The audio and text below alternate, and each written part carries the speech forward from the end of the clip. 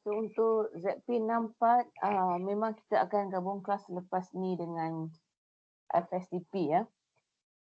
Tak confirm yang tak ada kelas lain kan untuk Isnin 9-11. Tak ada. Confirm ma'am.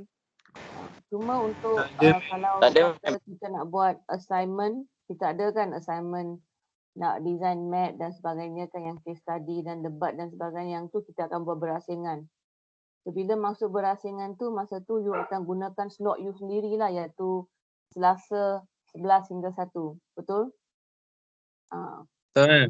Cuma untuk kelas tu kita kali sebab saya nak repeat 2 kali hari ni dengan esok tu macam bukan penat, itu dah biasa, tapi cuma kita saya tak nak nanti mungkin kelas yang satu tu saya mengajar, kadang-kadang kita dapat certain way of explaining kan. Mungkin satu lagi kelas tu tak dapat benda yang sama. So saya cuba nak pastikan all of you get the same idea lah. Cuma kalau memang benda ni biasa berlaku sebab kalau subjek yang sama kita kena ajar a few times, tapi since kita pakai online sekarang, saya nak take advantage of giving you benda yang sama lah, supaya mungkin ada yang tak tertinggal ke dan sebagainya. Tapi kalau andainya ada pertindihan kelas ke apa, dan kita akan balik kepada slot yang asal. Tapi kalau memang tak ada kelas untuk ZP64, kalau sekarang tak ada, memang kemudian pun tak ada lah. Tutorial ada tak tutorial? Pun tak ada. ZP64. Tak ada ma'am. Memang kosong ah? Tak ada ma'am. Okey, maksudnya Selasa memang Isnin 9-11 memang kosong lah. Okey, tak apa. So, tu je. So, sekarang tak nak tunggu lama, dah 73 orang dalam ni. Siapa lagi yang tak boleh masuk tu? Ada tak yang tengah pending ke apa?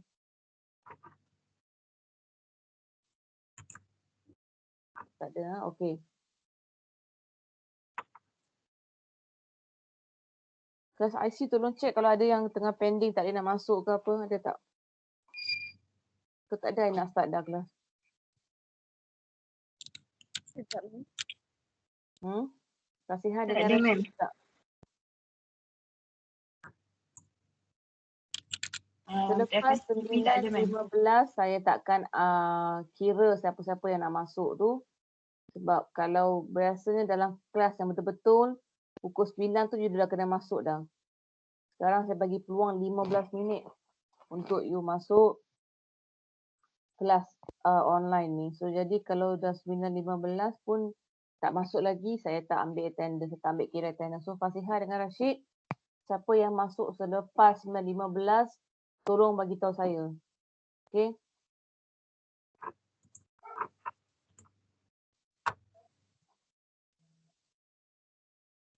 Okay, kalau ada yang sangkut lagi dalam grup ni, siapa tu?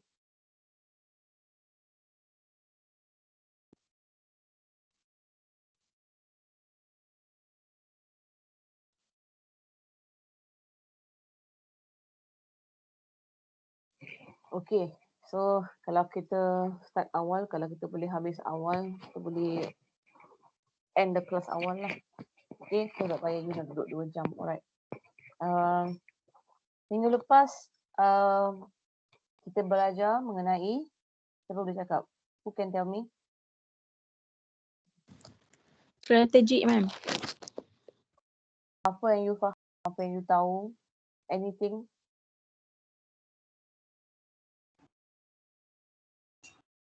If one country want to go to war, they need a big plan, strategy.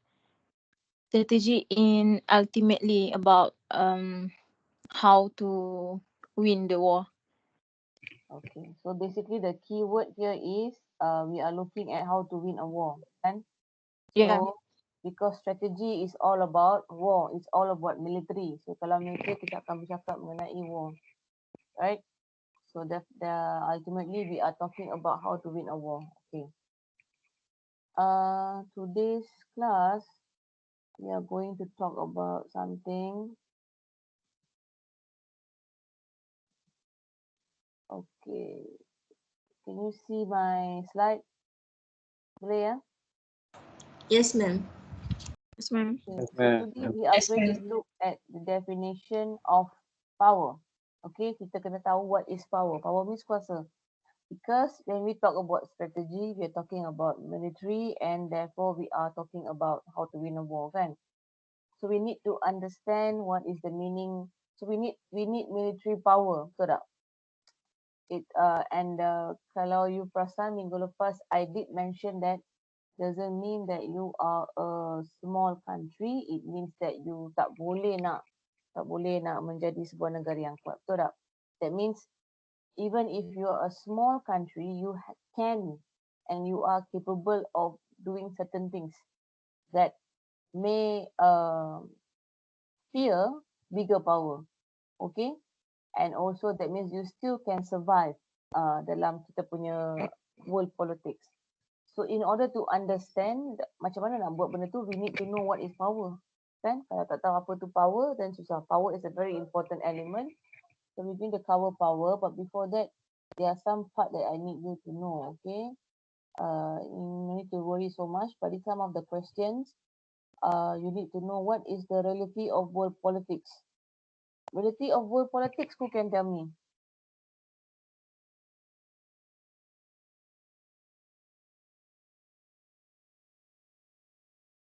No one? World politics? Try to relate it with human behavior ataupun human character, human nature. So, Greedy of power. Reality of world politics greedy. is, yes, ma'am. They will do anything, whatever it takes. Okay, that means this is also the reality of world politics because world politics is dictated or run by or managed by human beings, betul tak? When we talk Yes, about ma'am. human being, we are talking about state lah, negara kan, because state is made of people. Kalau no people, there's no negara kan. No people, no leader as well, right? You need to have followers. So, who are the players? We're talking about us lah, all of us, states kan. So these are some of the questions that you need to just ask yourself to direct your ideas and your views towards strategic studies lah. But you don't have to be really panicking about this question. I'm just putting on for you to see. Okay.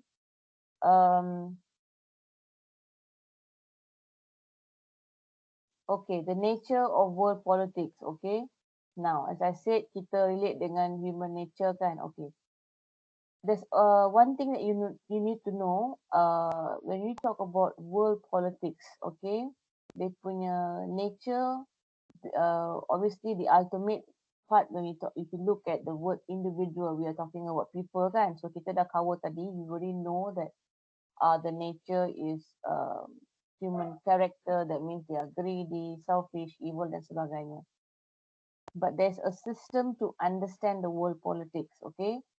So we call it as international systems of states. Okay, maksudnya semua benda dalam dunia ni ada dia punya sistem masing-masing kan. So seperti itu juga world politics. Politik dunia pun ada dia punya sistem. Okay. Sebab kalau tak ada sistem, kita tak boleh nak berinteraksi dengan negara-negara. There must be a system. So this is the system. If you see is number 2, bullet point 2. International system is a set of relationships among world state. That means antara negara. Okay. Jika kita ada hubungan antara negara, luar daripada negara kita, it's called hubungan antara bangsa, betul tak? But hubungan itu struktur, okay, dibentuk dengan certain kind of rules and patterns. Dia kena ada dia punya sistem, konsep, undang-undang dan sebagainya. Kalau tak, kita punya hubungan kita dengan negara lain akan menjadi macam huru-hara. Okay. Itu yang dipanggilkan sebagai international system. Okay. Dan kita belajar dia orang punya hubungan tu melalui 3 level. There is 3 levels. Okay. Which is individual, state and global lah. Basically. Okay. So, dalam semua-semua ni ada kita punya human nature sebab individual are made of people kan. So people will form state. People tu yang membentuk sebuah negara. Sebab macam tadi ada kata kalau tak ada negara, kalau tak ada rakyat, kita tak ada negara kan. Kita tak ada negara, tak ada leader dan sebagainya, memang tak wujud lah kita punya sistem negara yang betul-betul yang diterima kan. So from have states, from state dan kita berinteraksi dengan hubungan luar. Itu yang dipanggilkan international ataupun global level. Okay, boleh faham kan dia punya yang apa bulatan-bulatan tu, dia punya connection, okay? So this is how you view the world politics. So world politics ada 3 layer, individual, state dan international level, okay? So this is clear. So lepas ni kalau I tanya, macam mana kita punya konsep international system, apa dia punya unit of analysis, this is how we analyze, okay? Sebab nanti kalau you akan lihat bila kita analyze, even dalam you punya assignment, you akan come across ataupun you perlu mengambil kira benda ni sebab kita nak tengok kita punya interaksi, macam mana kita nak buat strategi untuk berperang, untuk memenangi sebuah peperangan, okay, dengan negara luar. Dua negara luar tu, that means kita punya international level lah yang ketiga tu, yang layer ketiga tu. So, apa kita kena buat dalam negara? Dalam negara tu adalah kita punya layer kedua lah yang merangkumi kita punya society, kita punya community, rakyat kita kan. Dan untuk tu macam mana kita nak berbentuk setiap individu ataupun kumpulan-kumpulan dalam negara itu. So this is how we look at it. Okay. So this is the first thing. Okay. Alright. State. Okay. State. Tadi kan kita tengok layer ketiga. Yang kedua ni layer 2. So state. So we are looking at the meaning of state. Okay. You have to know that dalam strategic studies yang juga merupakan sebahagian daripada international relations. You remember previously in the class, I have already showed you the few levels kan. Kita ada political science, we have international relations, we have security studies dan kita ada titik yang tengah-tengah yang paling kecil tu which is strategic studies. So, dia merangkumi dalam payung besar hubungan antarabangsa ataupun political science kan. So, sama juga all the layers mengatakan state iaitu negara, bukan negerinya, negara. Dalam bidang kita pakai perkataan states because it refers to country. This is how it's being used for many years. Okay. We don't refer to negeri ya. Okay. So state is the most important actor. Bila actor tu bukan saya maksud pelakon, is pelaku. Pelaku siapa? Negara lah kan.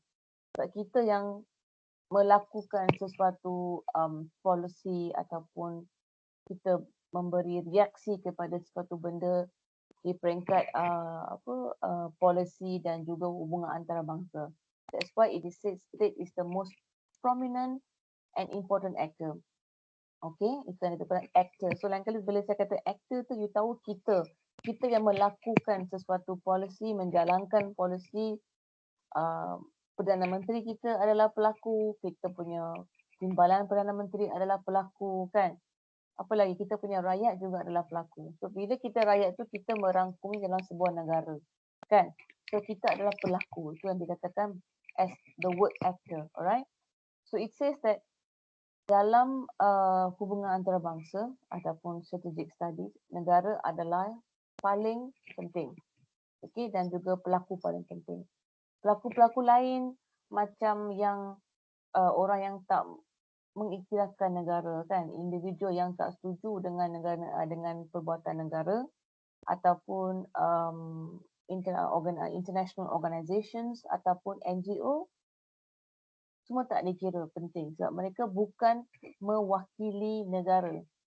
Mereka mewakili bukan negara ataupun mempunyai kepentingan-kepentingan tertentu. That is why they said that non-states are not important, only state actors are important. Okay, and it's also because state is the unitary actor. Maksudnya actor tu yang menentukan segala-galanya dalam negara. That's why we look so high upon state, sebab mereka yang membentuk polisi, melakukan berhubung dengan negara, kan? Sesebuah negara luar will not interact with you individually, kan? Dia takkan datang jumpa dengan saya kata okey saya nak buat ni. Kita akan kata apa balik? Okey, benda ni we have to go back kepada Ministry of Foreign Affairs. Kita kena mendapatkan kebenaran daripada, bila kita macam contoh pensyarah pun, kita nak melakukan suatu research ke ataupun kita nak memberi pendapat dalam TV ataupun dan sebagainya, we have to get permission daripada university sebab kita kerja di situ dan juga mendapatkan kebenaran daripada kita punya ministry tertentu. Sebab kita nak komen mengenai kementerian tersebut. Biasanya macam itulah. Okay, tak boleh nak you nak suka hati nak bagi you punya pendapat. You tak dapat kebenaran pun kalau nak bagi pendapat, dia perlulah you perlu memberi pendapat yang neutral dan juga positif mengenai negara you. Kalau tak, you boleh ditangkap untuk boleh derhaka kepada negara. Contohlah kan. So macam begitu, that is why I'm saying that state is so important. Sebab kita ni adalah independent, kita ada kedaulatan negara, kita ada kemerdekaan dan sebagainya, kita ada undang-undang negara itu sendiri. So apa jua yang dilakukan oleh negara adalah yang paling penting, yang paling betul, tak ada yang salah. Itu tanggapan dia, itu dia punya maksud. Mungkin you boleh kata realitinya tak kan, ada kadangnya pun tak betul, saya tak suka, but itu is a different debate. Yang maksud di sini adalah you have to know that state adalah yang paling penting. Mereka adalah ketua segala-galanya. Okay. Okay, dan dekat sini I think point 3 dan 4 tu dah cover lah apa yang saya cakap tu. You need to know the last 2 point. Bila kita sebut military, security, we are referring to high politics. Sebab military ni merangkumi dia punya level lah, dia punya level tu is high politics because military is something that is very hardcore. It involves a lot of money, it involves equipment, it involves the energy of the people, the ideas of the leader dan sebagainya. Kalau ekonomi dan sosial ni bukan tak penting, dia penting, cuma dia punya level tu rendah sikit sebab kita jarang berperang disebabkan jarang berperang disebabkan ekonomi. Kalau ekonomi biasanya kita nak bersama kan, kalau boleh kita berhubung dengan negara lain because we want to gain certain kind of economic importance kan. So kita boleh ada konsep open policy. It's okay to communicate because of economic factors and also social factors like culture, language, education dan sebagainya. But when it comes to military, it is more to defend the sovereignty of the country. Maksudnya kedaulatan negara, menjaga dan memperlihara kedaulatan negara. So ketenteraan itu dilihat sebagai satu yang sangat penting. That's why it's called high politics. Bila kita berbincang mengenai ketenteraan, dia tak kira, oh you ni bincang mengenai high politics ni. Jadi bila kita bincang pasal trade, economic, free trade ke, foreign direct investment ke, ataupun cultural relationship, language, kita tu, oh ni benda ni boleh, no problem, sebab benda ni is very low quality. It doesn't impact so much on kita punya kedaulatan negara. Okay? Itu yang dimaksudkan dekat sini. So you know a few words here and there because this is introduction to the ideas and concept kan. So here you have some of the things new for you today. Okay? Alright, let me just, the next one is anarchy. Anarchy is another new meaning. Okay, anarchy means that there is no, in the international system, kan tadi kita dah belajar international system yang ada interaksi banyak negara kan. You have to know that bila kita berinteraksi, kita tak boleh menganggap bahawa kalau negara itu besar, dialah berkuasa. Tak semestinya. Kita sebagai sebuah negara yang lebih kecil daripada negara besar ataupun negara yang sangat-sangat kecil yang miskin dan sebagainya, tidak semestinya perlu mengikut apa arahan daripada negara besar ataupun tunduk kepada negara besar, sebab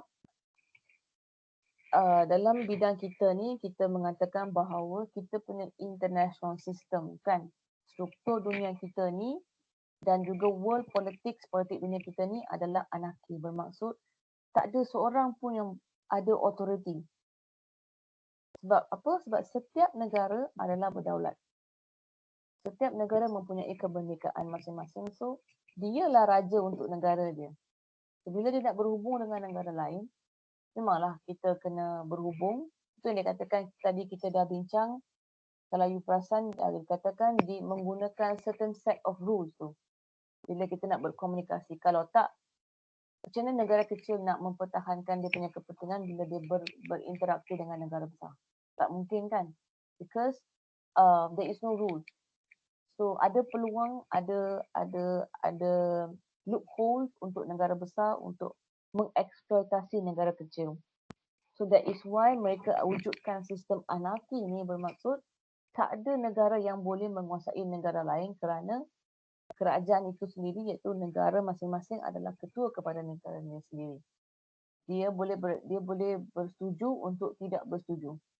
Ataupun dia boleh kata saya reject completely you punya offer ke, you punya idea ke, I boleh terus kata I tak nak berinteraksi dengan you. Contoh yang I can remember quickly now is, contoh kita tak berinteraksi dengan negara Israel, betul tak? Walaupun kita negara kecil, okay, tapi kita ada satu kuasa untuk menentukan kita punya kehendak. Memang ramai yang kata, negara kecil berani betul you tak nak establish contact dengan Israel. Tapi kita tak nak. Kita ada kita punya sebab sendiri, sebab disebabkan oleh the agama kan, agama Muslim kan yang tak setuju dengan kelompok-kelompok tertentu lah. Okay, untuk I tak nak go in detail, but that is the reason kita tak ada hubungan diplomatik dengan negara Israel. Kan? So, dan benda tu pun tertera dalam kita punya pasport kan. Kalau you buka pasport yang muka depan ke ataupun muka yang kedua kat bawah tu diletak, memang tak boleh masuk Israel. Betul tak kelas? Betul kan? Yes, ma'am. Betul tu. Betul kan? Betul kan? Kenapa agaknya kita ni tak boleh kita sebagai sebuah negara ni boleh mengambil satu keputusan sedemikian? Because anarchy, because we have the power to decide. Ni yang nak bawa masuk kepada power tu, we have the power to decide. That's why you later will understand what is power, what are the elements of power, macam mana benda tu boleh berlaku. How can that definasi tu yang akan membawa kepada kewujudan benda-benda macam ni? Kita boleh decide to say no. Why? Kita ni kecil, how can we dare to be so not arrogant, we are so we are so dominant, no. We are so daring, kan? We are so powerful to decide because there is no anarchy in the international system. States are free to decide either to follow or unfollow rules. Okay? And the world is self-help. That means the world is because of human character. We are evil and everything. Nobody is going to help you if you don't help yourself. So same goes to in this class. If you don't help yourself to study, I'm not going to help you. Macam itulah contoh kan. So you need to help yourself in order for me to help you. The same goes to the world system. It is a self-help. Self-help means you have to help yourself. Nobody is going to come and lift a finger for you. Nobody is going to come and defend for you. Okay? You have to defend yourself. Itu yang dimasukkan anarchy. So you have learned the word anarchy and also the word self-help.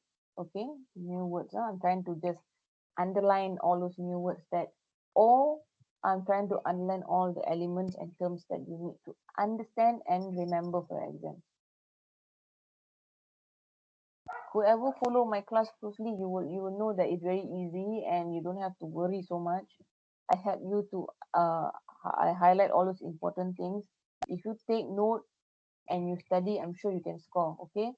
The next one is sovereignty. Okay, you know this is independent kan, betul tak? Kedaulatan negara. So I think this is quite straightforward. the government has the right to do whatever it wants, or autonomous. There's no higher authority. They don't answer to any higher authority except for their leaders in the country. When you communicate with the external country dengan negara luar daripada you punya boundary, nobody will detect you. You are the ketua, you are the leader. Okay, but in the country, yes, you are answerable to everybody. You are even answerable to your own people. Even if you're not answerable to your Perdana Menteri ke, timbalan ke, polis ke, tentera ke, but you are even answerable to your friend. If you are a different race, you talk bad about another different race, you must answer because that is not allowed in the country. Nampak tak dalam negara banyak undang-undang? You cannot simply say things because if you simply say things, especially in a country like us, what will happen? We will have a lot of chaos, and that will lead to kita punya kedaulatan negara terjejas. So can you see the difference? In the country you are free. In the country you are not free to do a lot of things. Okay? Of course, you nak pergi kedai mamak tu tak apalah, kedai mamak pukul 1 ke pukul 2 is free, itu lain cerita lah. If you do any behavior that will impact the sovereignty of the country, you are in trouble. But when you are outside, when you're interacting, doesn't mean you can do whatever you want. I'm not saying that, but there is no decision made by other people for you. You make the decision, that's what I'm saying. Okay? Doesn't mean you berinteraksi dengan negara, you suka hati pergi perang negara jiran you tak boleh. Apa sebab you nak perang? Kalau dia perang, you kena tahu. Boleh tak you respond balik kepada dia punya tindakan, kan? So, you still communicate with rules, but people don't dictate you. Tapi dalam negara tu, you cannot simply do things lah. That's the meaning, okay? Next, so state, kan? Who are the players? Now you can answer. State are the players, kan? Betul tak? Which made of human being.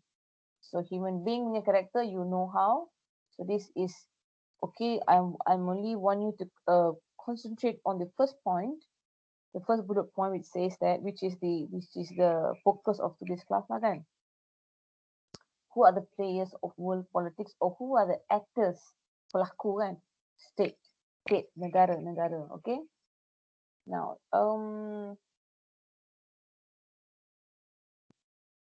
this is a theory, okay? The first theory that you are going to learn, which is called realism. So kalau you nampak kata akar dia is real. Real means you're being real, very logic. There is no chance to give in, itu yang dimaksudkan tu. Okay? So the reason I'm giving you this is because if you understand this theory, then you will understand how the world politics work, okay? How the international system work, how the state behave, then why do we create strategy dan sebagainya to win a war? Okay, this is all interrelated.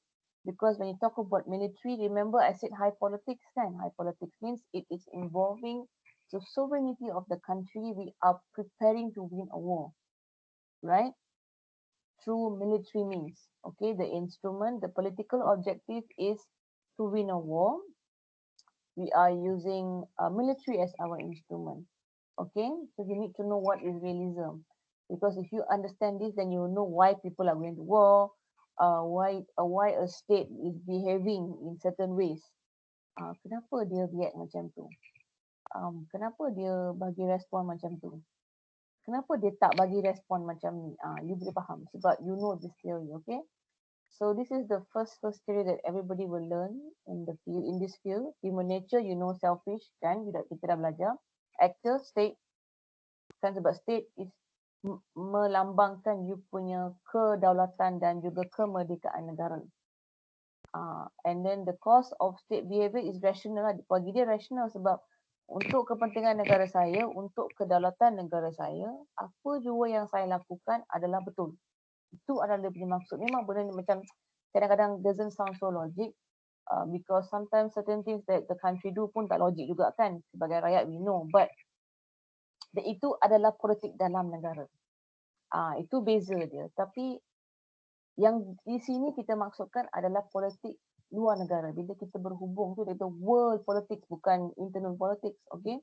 Internal politics memanglah rakyat, Perdana Menteri boleh kata saya buat benda ni sebab ni. Tapi mungkin kita tak setuju. Tak betul lah. Kita tak setuju lah. Macam isu darurat tu kan, kita nak Perdana Menteri nak cuba announce darurat, tapi Agong tak berkenan. Agong kata no need. Sebelum sebelum Agong memberi dia punya pendapat pun, dia punya jawapan, rakyat pun dah mula bising kata tak payah darurat lah, kita kena fokus pada COVID lah dan sebagainya. Nampak tak? So itu adalah dalam. Yang dekat sini saya maksudkan adalah bila kita berhubung dengan negara luar. Okay, so whatever the state do is only right, is always right. Because why? Whatever I do is I am trying to sustain and also protect my sovereignty, my country's sovereignty. So whatever I do is right. Boleh tak negara luar complain? Tak boleh sebab apa? Sebab anarki. Faham tak? Anarki because why? There's no government who I can say no to China. No, China tak boleh masuk untuk cannot enter my country for investment. Can China be upset? Of course it will be upset lah, and it will try to macam pursue kita untuk ikut dia punya arahan tu. Itu yang kita akan belajar kejap lagi mengenai kuasa. Macam mana benda yang kita tak nak tu kita terpaksa buat disebabkan kuasa yang negara luar ada terhadap kita.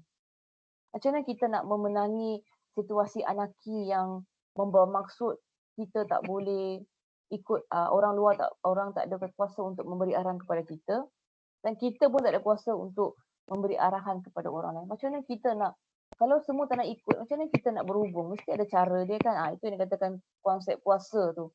Macam mana kita menggunakan kuasa untuk mempengaruhi negara-negara tertentu supaya kita boleh tenang, kita tak payah berperang, ataupun kita pada masa yang sama kita boleh mempertingkatkan kekuatan kita. Ini yang kita nak belajar ni. Setakat ni realism boleh faham kan? Saya dah simplify untuk you. Kalau you dah faham all the 4 element memang cantik dah. Boleh kelas?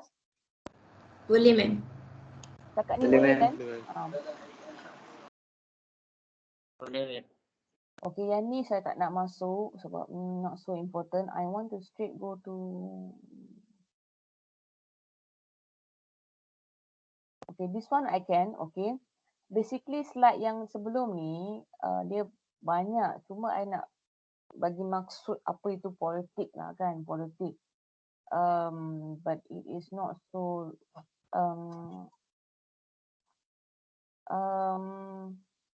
tak payah sangat. So maybe you can just take a picture, whatever you can read later, it's not so important. What I want to know, let you know here is that politik ni dia ada dua mode. It's either you berpolitik untuk kerjasama ataupun you berpolitik untuk peperangan. So dia ada ada positif dan negatif lah kan. Interaction between states and society tu dia melibatkan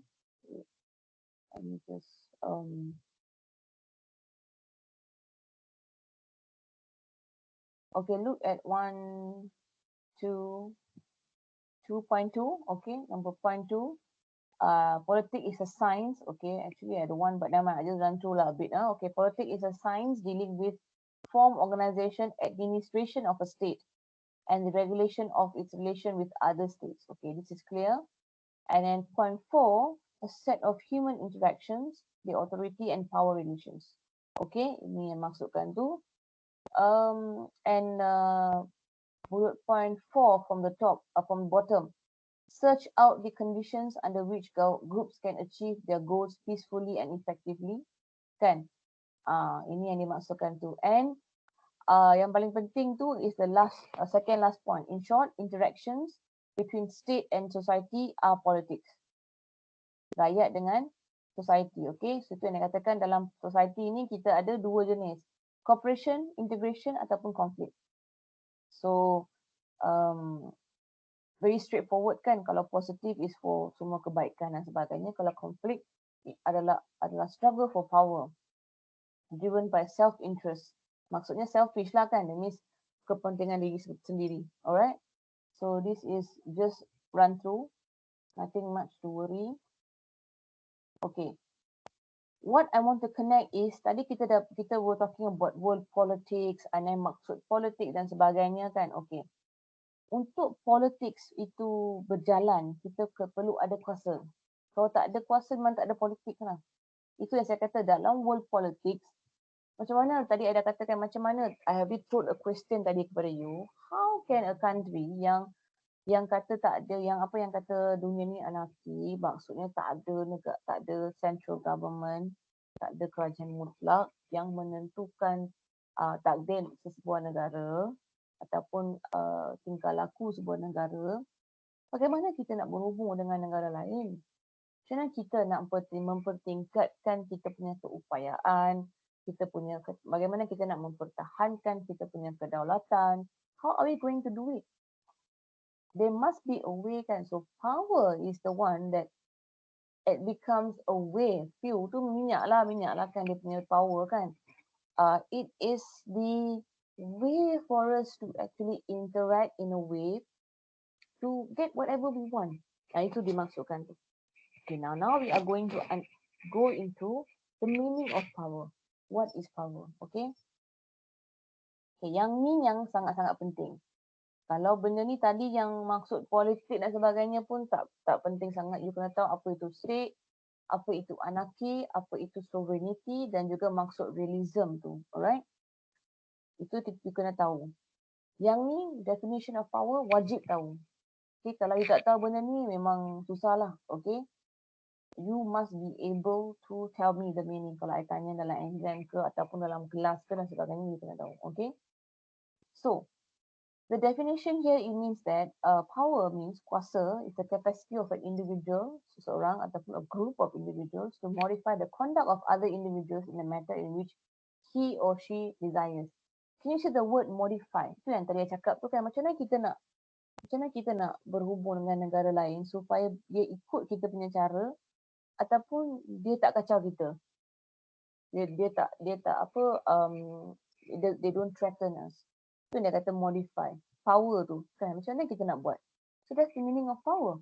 Okay, the ability of a group of individual or state, government, whatever you call it lah, government means negara kita lah, negara lah kan, negara yang sah. How is that? To modify the behavior in a way that the country, the power holder tu desire, mengikut dia punya keperluan, supaya negara luar ikut kita ataupun tak mengganggu kita. Mengikut dia punya objektif lah, apa dia nak buat. Dia nak mempengaruhi dia untuk kepentingan ketenteraan ataupun dia nak mempengaruhi dia untuk kepentingan ekonomi ataupun dia nak mempengaruhi disebabkan keagamaan. Whatever reasons, dia nak apa-apa objektif ataupun ke desire tu, power lah. That is the meaning, okay? Now, look at the one which is in red, the second point. This one, next time when I ask you what is power, you must be able to tell this sentence. If you can tell this sentence, you are considered, you know what's the meaning of power. Okay? So please guys, please remember point number 2. Okay, the first one is the definition kan tadi.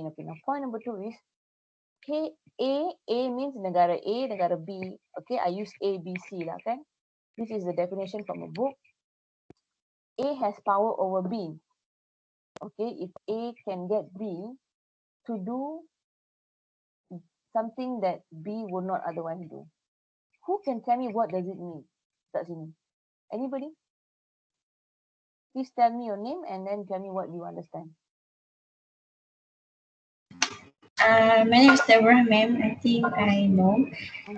It means that if A has power over B, A can make B to do something that B will not do. Okay. Okay. Can you further elaborate what it means by B will not do? Such as B to like A, if B have something it owns and it will that B will not, something that B will not give to other people, but A, because of A has power on B, it has power to take whatever that B will not give other people to give it. So that means B has something that A wants, right? But B doesn't want to give to A, alright? Or doesn't want to do it, okay? but A has the power. So there is some kind of element, if you realize, very good. Sarah kan your name, right? No, ma'am. Deborah, ma'am. Deborah, okay. Good. So that means is rightly said, that means there is, if you notice, there is an element of force. Perasan tak? As an element of force or an element of influence. You can put it in many ways, okay? So when it depends on the certain situation. This is a pure definition. So it may seem very, what do you call that, general. That means you can put it in so many ways. But when I say force or influence or authority, nanti kita akan belajar apa maksud influence, apa maksud authority. Okay, and force. Force, we go by force lah, itu yang katakan kita berperang tu. Secara paksaan. Make someone to to listen to you is through force, which is military. Kan? It's also the power, right? But when I say there's so many meanings too, from this general meaning, you have to be able to apply in different situations. Okay, obviously it's so difficult for me to give so many examples. It only comes into picture when there is certain kind of discussion on kita punya case study ke dan sebagainya.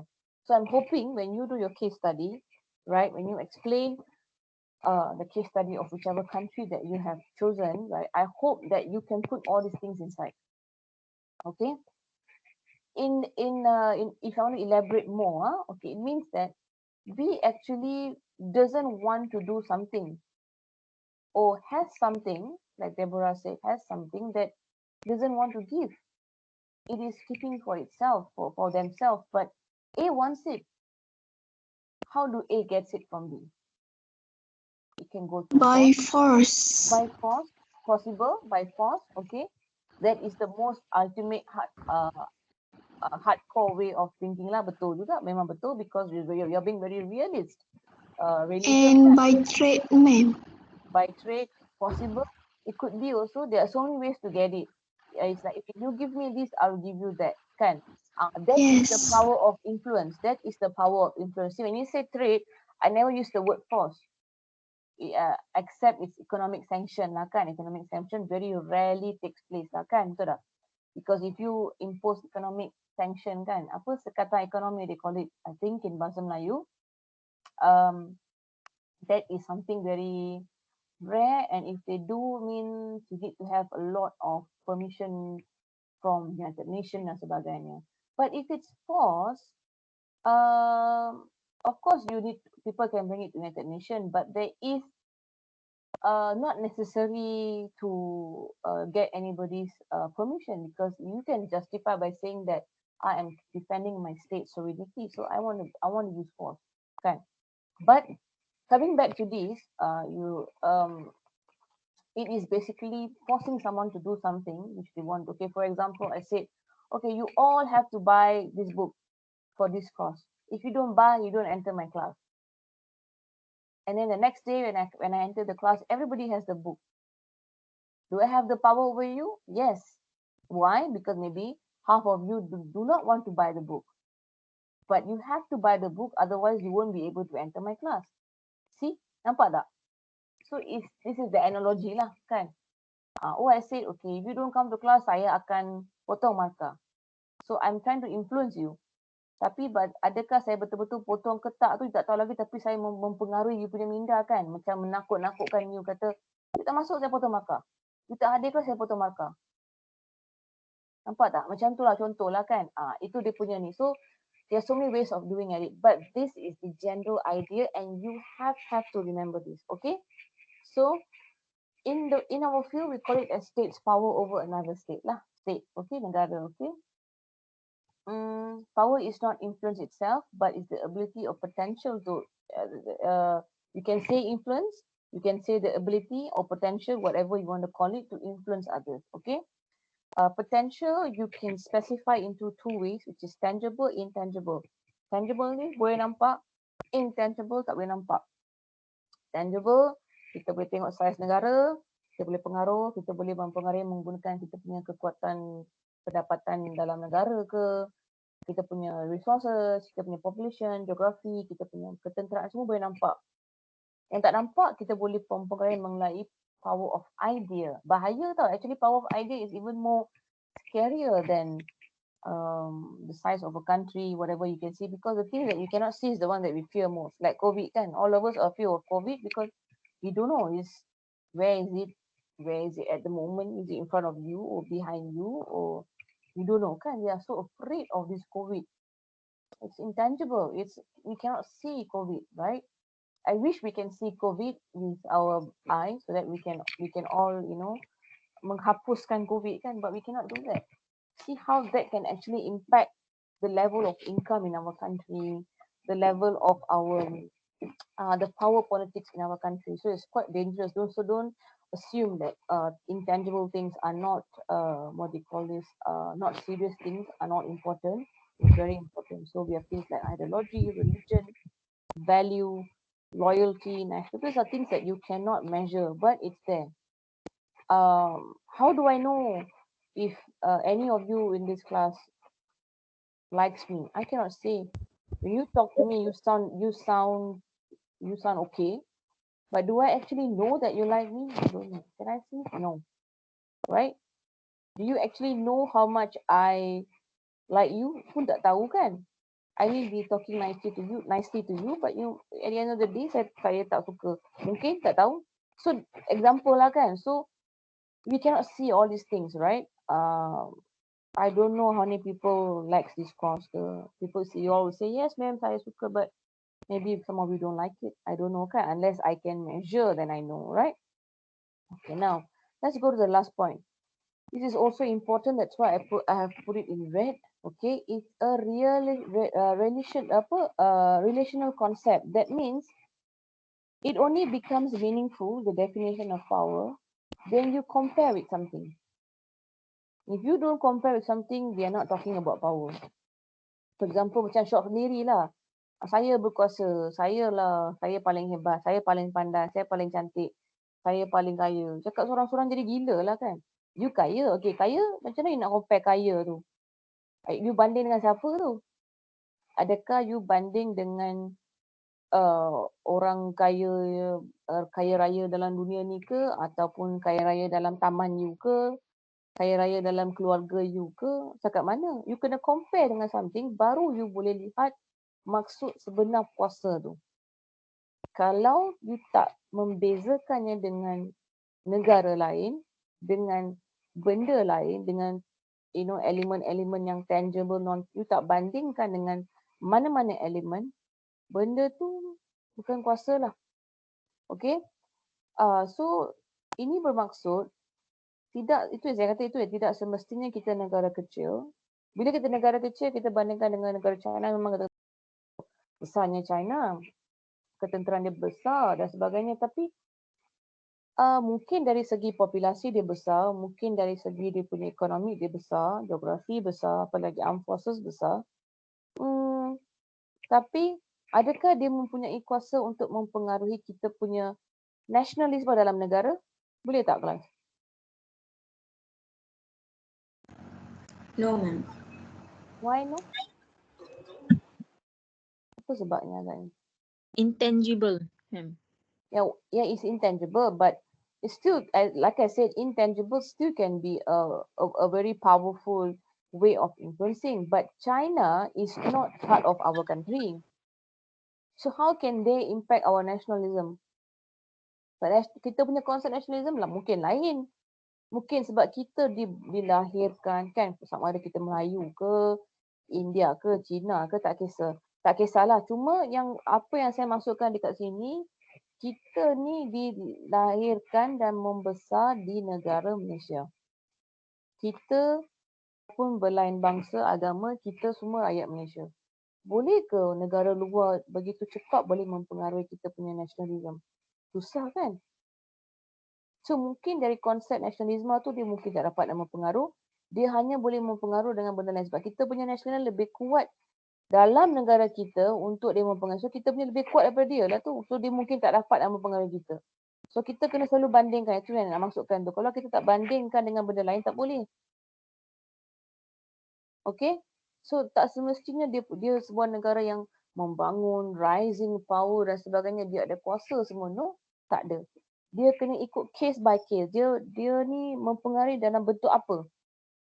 mungkin dari segi ekonomi dia boleh mempengaruhi kita sebab it's a very huge economic kan. Mereka punya it's like a powerhouse lah. Very high level.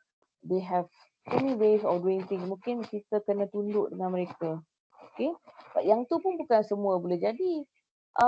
Banyak benda investment of China dekat negara kita tolak. Sebab benda tu boleh menggugatkan kita punya negara. So boleh tak? Nampak tak benda tu? Kita boleh. Kita kena bandingkan dengan apa tu. Kalau tak ada bandingan, memang benda tu tak membawa apa-apa maksud. Itu yang dimaksudkan dengan kuasa. So you know definition, you know the elements tangible, intangible dan juga dia punya konsep tu is perbandingan. Okay. Now how do you differentiate power from influence? Ada beza tak? What is influence from power and authority? Who can tell me? Ma'am, Yes, your name? Anna, influence is more like they influence people by, and then the people follow them by voluntary. But the power is like a type of force to make them submit to the bigger power. Very right. Betul.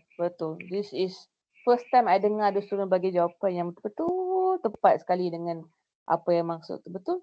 Power is by force, kan? Can you repeat, Anna? Can you repeat again to the class? Influence is by making people follow them by voluntary. But the power is a type of force that make them submit to the bigger power. Betul. So ini beza dia. What about authority? Who can tell me? Authority.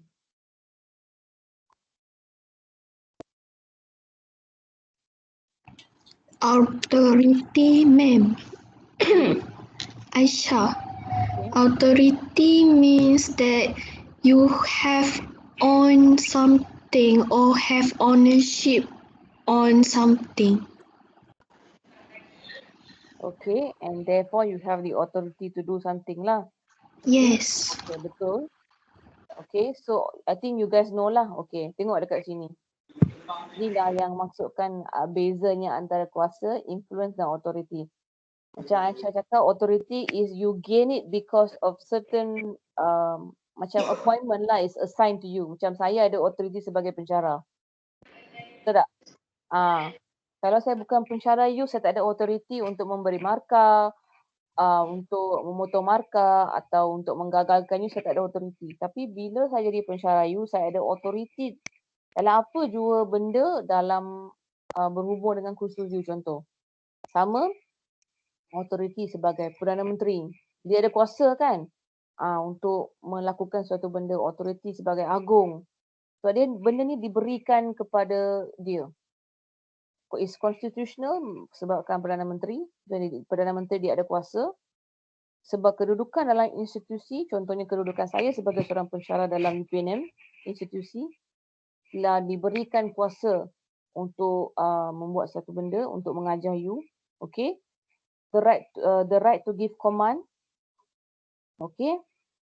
Itu dimaksudkan authority. That means it is a form ataupun legal way of exercising power. You diberi satu surat arahan kata okey awak telah appointed as vice chancellor Universiti Pertahanan dan sebagainya. So kita punya VC ada authority terhadap UPNM. Dia boleh buat apa saja untuk menekankan untuk menunjukkan kuasa dia di UPNM. Betul? Itu disebabkan sebab bila dia keluar dah retire daripada menjadi VC, ada tak dia ada kuasa terhadap UPNM? Tak ada kan? Sebab dia bukan lagi VC kita. So that means it's given to you based on appointment, based on legal factors. Okay? But power, like Deborah said, is actual use of power or threat of power. Okay? Itu yang kata kita use force tu. The force is the keyword. Kalau influence tu dia macam you tak nampak tapi benda tu ada tau. It's very macam informal kind of thing lah. You can do it through advice, positif lah, benda-benda positif kan, advice, encouragement, ataupun you boleh gunakan sebagai dari segi negatif, warning. Bila one kata, okay, kalau you tak masuk kelas pukul 9, saya tak bagi you masuk. Saya nak mempengaruhi you punya tindakan lah. Seminggu depan, I tengok semua masuk pukul 9. Sebab apa? Risau. Sebab saya ada influence dan juga authority. Betul tak kelas? Yes, ma'am. Betul, ma'am. Saya ada power tak? Saya ada power tak? Yang pertama tu, ke atas tu. Ada, ma'am. Ma'am lecturer. Kenapa saya kata saya ada power? Saya boleh guna paksaan lah. Saya boleh pukul you tak? Tak boleh. Boleh, Man influence, ma'am. Apa dia? Apa dia? He said man has influence. I have influence. Yeah, that's right. I have influence. I have authority. Okay. But more, yeah, I have both lah. I have both. Yeah, but more tu nak kata authority ya lah, authority. Mungkin influence tu mungkin kata tak ada apalah dia ni bicara ni, tak kisahlah kan, mungkin you feel like that. But I nak warn lah ni, I nak bagi warning, tapi saya nampak macam tu je, tapi bila saya decide nak buat satu benda tu, then you orang tahu. I dah bagi warning dah. Ini bukan threat dalam bentuk warning, bukan threat dalam bentuk fizikal lah. I cannot beat you. Boleh kalau cadet dulu tu memang pernah kena dengan saya, pernah. Pukul belakang lah. Tapi cadet memang tak kisahlah kan, budak-budak cadet kan. Dia orang macam budak biasa kan. Saya pernah guna macam minta cadet untuk pumping, berdiri dengan satu kaki, berdiri dengan pumping dengan satu tangan. Saya pernah buat. Sebab tidur dalam kelas. Sekarang pun tahu ramai yang tidur dalam kelas, tapi I cannot do anything lah kan. Okay, so now you know the meaning power, influence, authority. So I hope you know the meaning don't say you don't know. Saya tak tidur, ma'am. Mana I tahu, mungkin sekarang you atas katil tengah tidur tak nampak pun. Okay, baguslah kau tak tidur, bangga. Okay, next. Let's go to another concept which is called balance of power. Okay. This is also important. Tadi kita dah belajar maksud power kan. Okay, now. So since we know that what they call this, people can, a country, a state can have power over you through threat. I mean, being very physical, very forceful, and they also have influence against you, whether it's through warning or through their behavior, whatever, or they even may have authority against you. Okay, they have authority against you. Now, when we are losing to the other party, in terms or in all these three terms, kita tengah mengalah, kita lebih lemah. We know that kita ni lemah dari segi kuasa, pengaruh dan juga authority. Apa kita nak buat? Kita akan cuba balance the power. Ini yang dimaksudkan ni. Macam cerita lah, macam I tengah bawa you punya slide tu macam cerita. Kita akan cuba mengimbangi kuasa. Itu yang kata pengimbangan kuasa. Okay, it's called balance of power. So, what is balance of power? So, it's a concept of one or more states being used to balance of another group. That means, cuba balance dengan you punya, yang you bandingkan negara, satu lagi negara yang you tengok, you bandingkan, tengok saya kata perkataan perbandingan. So, it's a relational concept kan. Bila kita bandingkan dengan negara B, negara A kata, dia lebih kuasa lah, dia lebih ada authority, pengaruh. Macam mana kita nak balance dia punya kuasa supaya kita tak berperang dengan dia, supaya kita also dapat sesuatu benda daripada dia yang kita nak. Yang kita nak bagi sebab tengok yang ni negara kecil, tak boleh pakai lah, tak nak lah. Tapi tak ada kuasa, tak ada apa nak bagi, buat apa nak kita nak berhubung. Macam mana kita nak boleh? Kita akan melalui pengimbangan kuasa. Okay? So, ratio of power capabilities between states, okay? Ratio. Kita akan, okay, this is, cuba imagine, you orang tahu barisan national punya lambang kan? Yes, ma'am. Dancing. So imagine benda tu. So bila satu dacing tu macam nak naik, dah naik tu macam dia jadi ringan lah kan. Dah ringan. So dia dah semakin lama dah hilang kuasa. So apa dia akan buat? So dacing yang dah naik tu dia akan bila kita letak batu dia turun balik, betul tak? Anggap batu tu sebagai kuasa, okey, ataupun benda yang kita buat, sesuatu yang kita buat. Okey. Macam mana kita buat tu? Yang batu-batu kita letak dalam dacing tu, okey, supaya kita seimbang, kita akan cuba sedaya upaya untuk menjadi seimbang, tapi tak semestinya dacing tu akan jadi lurus lah. Mungkin dia dacing yang dah naik tu dia akan turun bawah sikit. Tapi dia tak macam paling atas dengan paling bawah, tak ada lah, dia tak nampak macam so obvious kan. Dia mungkin beza dia tak banyak lah. Okey, cuba itu yang kata balance of power. Dia takkan sentiasa perfect. You kena ingat macam tu. Itu yang kata mungkin Barisan Nasional tak perfect sebab dia dacing perfect kot. Mungkin kan Kas? Betul tak rasanya? Yes ma'am, dancing tu alatan kita manusia. Betul. So mungkin pasal tu kot dia tak semestinya kena seimbang. Right? Agaknya tak mungkin lah. Dalam kalau saya kaitkan dia dengan kita punya bidang, sebab kita menganalisis negara kan, kita punya analisis negara, saya rasa tak ada satu yang kita boleh kata kuasanya sama. Even kita compare dengan negara-negara yang hampir sama dengan kita pun macam tak mungkin lah. Saya rasa kalau kita nak bandingkan Singapura yang lebih advance dengan Indonesia yang advance juga, ada kekurangan Singapura berbanding dengan Indonesia. Dan Indonesia pun ada kekurangannya berbanding dengan Singapura. So for me, semua negara dalam dunia ni dia ada kuasa mereka masing-masing dalam pelbagai bentuk yang ada, and there's no way it can be the same.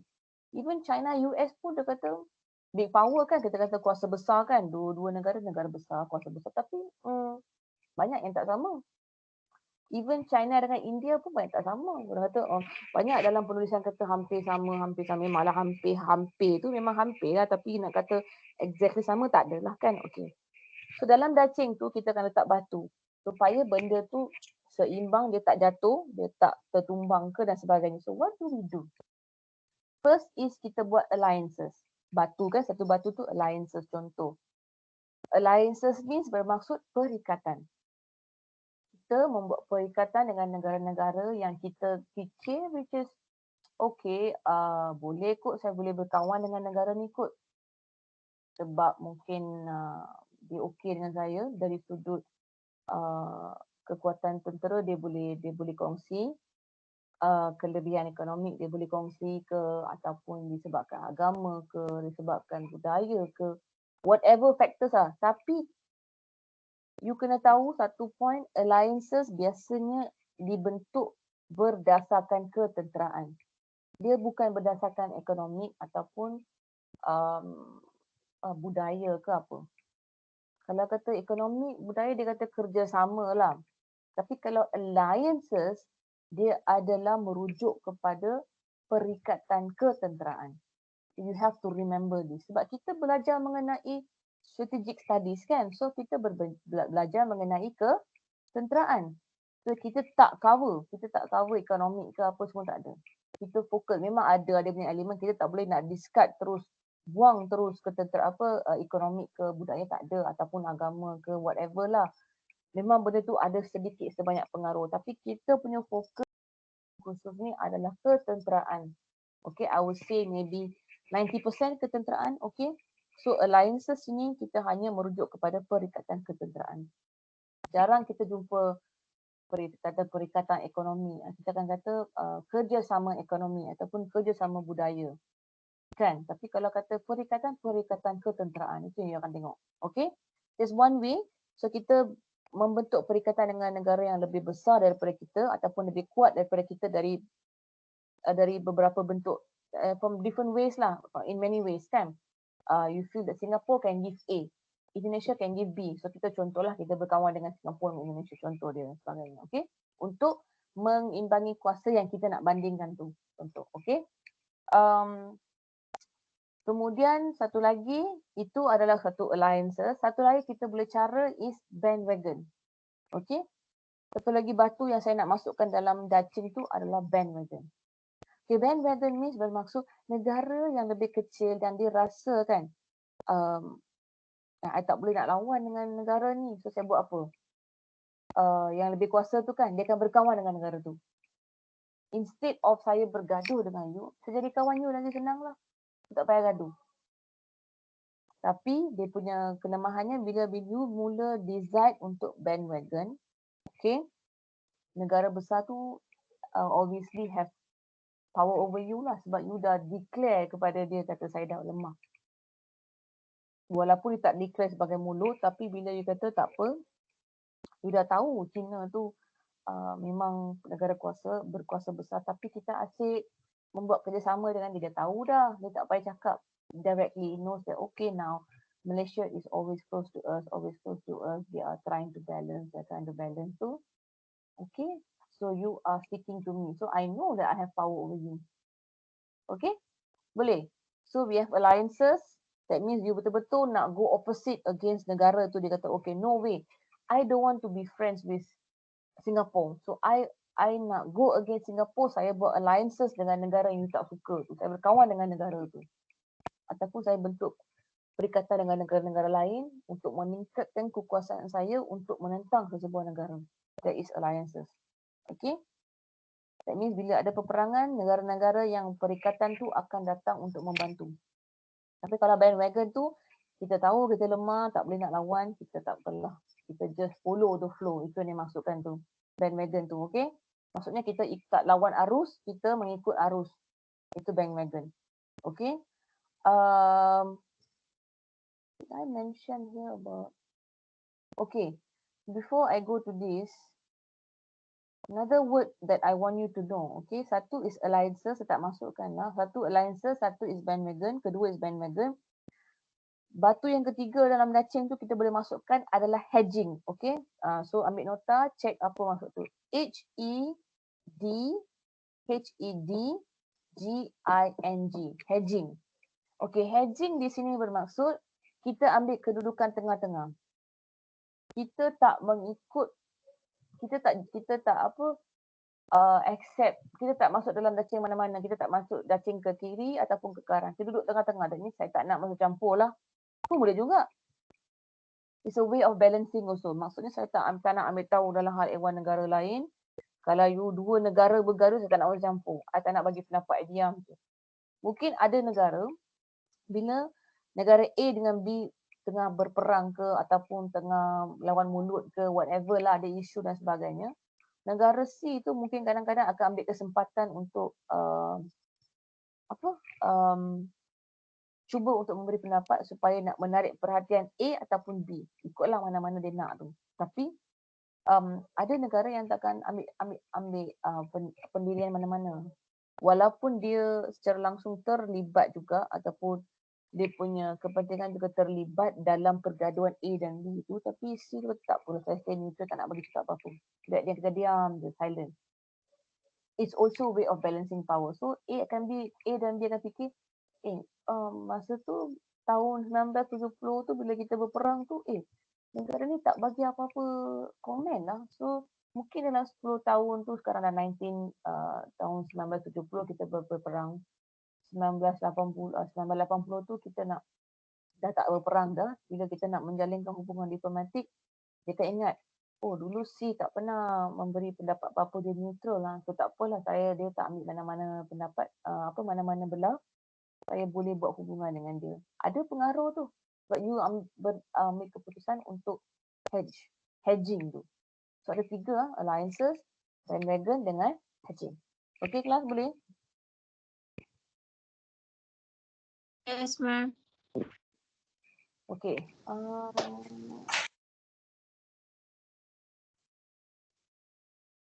Okay.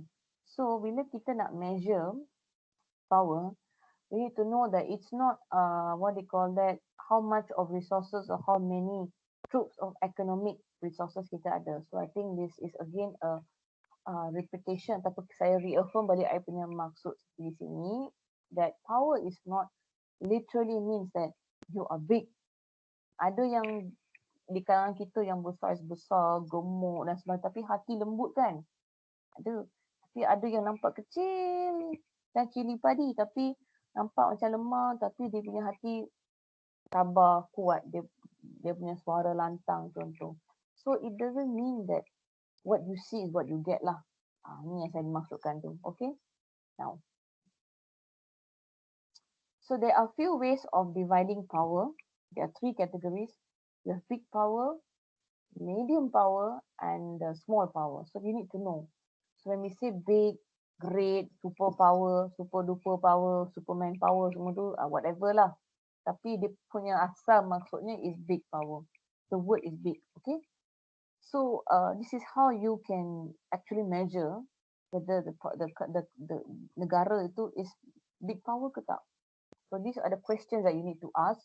Saya dah simplify for you, so you can use this for your case study, okay, to explain to me. First is high level of capability. We're talking about military. How strong is your military? How powerful is your military? How how fast can your military respond? Respond quicker lah during crisis bila ada isu. Ataupun peperangan, how fast do we respond to a issue? Normally negara macam Amerika ataupun sekarang China kan, they respond very quickly to issues. Okay. Bila ada krisis macam MH17 ataupun MH370, the Australians tolong kita, cepat dia orang respon, even America dan sebagainya. Tapi mungkin negara-negara kecil yang lain tak ada kuasa, tak ada kelebihan, tak ada dia punya teknologi, tak dapat nak bantu negara kita, even though dia punya niat baik. So that means, faham tak, kalau kita ni baik sangat pun tak guna, orang takkan peduli. You have to be able to show what you have and what you don't have to. You kena ada tu. Okay. So next one, how you can provide assistance to others. Itu yang dia katakan tu, it could be in terms of military or economic, but we are focusing, as I said, is more on military. Okay.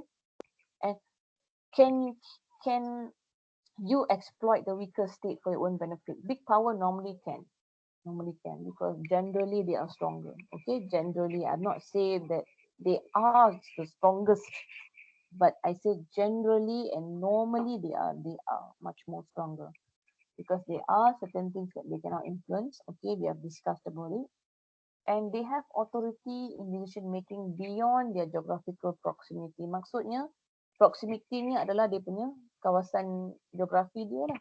Macam Amerika, duduk dekat mana tapi dia suka menyebut dekat negara kita, betul tak? Dekat kawasan dekat Southeast Asia. Sebab apa? Sebab dia sebuah negara besar. Dia boleh ada kuasa tu untuk buat. Dan bila dia buat ataupun bila dia bercakap, kita nak dengar, kita nak ikut. But we know that they are powerful. We can see that they are powerful. Okay? And obviously, they also have responsibility to lead the world lah. Amerika kan sebab kuasa besar. Dah lah besar, takkan dia tak nak ambil macam anak sulung dalam keluarga kita lah. Dia ada responsibility. Much more responsibility than your younger brother or younger sister. Kan? Okay, now let's go to, and obviously you can respond faster than any other country because you have the capability, you have the ability to respond. Next is middle power. Same as what I've already said about big power, dekat middle power ni semua dia neutral, semuanya modest. Itu maksud dia. Moderate in economic, military, moderate in providing assistance, and they only have certain level of control, certain level of political influence, and dia punya leadership. Kalau negara besar, dia ada kuasa across, jenis di seluruh dunia. Tapi kalau middle power, normally dia akan di dalam dia punya rantau saja. Kan? Contoh di negara Asia Tenggara, antara negara yang ada kuasa yang hebat bagi saya adalah Indonesia dan juga Singapura. Walaupun Singapura dari segi geografinya lebih kecil daripada Indonesia, tapi Singapura kan because dia punya advanced teknologi dia punya ekonomi dia dan sebagainya. Kalau kita tengok dekat di peringkat dunia, mungkin India ataupun Australia, dia ada pengaruh sikit lah. Dia boleh the next level selepas negara besar. Okay? Dan biasanya dia akan cuba menunjukkan dia punya leadership karakter kepada negara kecil, bukan dengan negara besar. Sebab negara besar dah kuat, dia pula yang kena ikut cakap negara besar kan. Tapi middle power dia ada keupayaan untuk mempengaruhi negara-negara yang lebih kecil daripada dia dari segi dia punya leadership. Okey, kepimpinan dia. Untuk negara kecil, semuanya very kurang lah, semua kurang. Biasanya dia akan lemah dari segi ekonomi, tak boleh nak memberi kelebihan kepada negara sendiri. Dan negara besar dan negara middle power ni yang biasa akan membantu dia dari segi security. Okey, tak ada impact dalam world dunia. Okey, boleh dipengaruhi oleh kuasa besar, exploited by other powerful countries. No major decision making process. Dia tak ada kuasa tu. Dia tak fokus kepada global prestige atau influence, tapi dia lebih kepada dia maintain dia punya kedaulatan negara. Itu yang paling penting. Dia tak ada masa nak fikir pasal dunia lah, hanya fikir untuk negara dia dulu. Okay?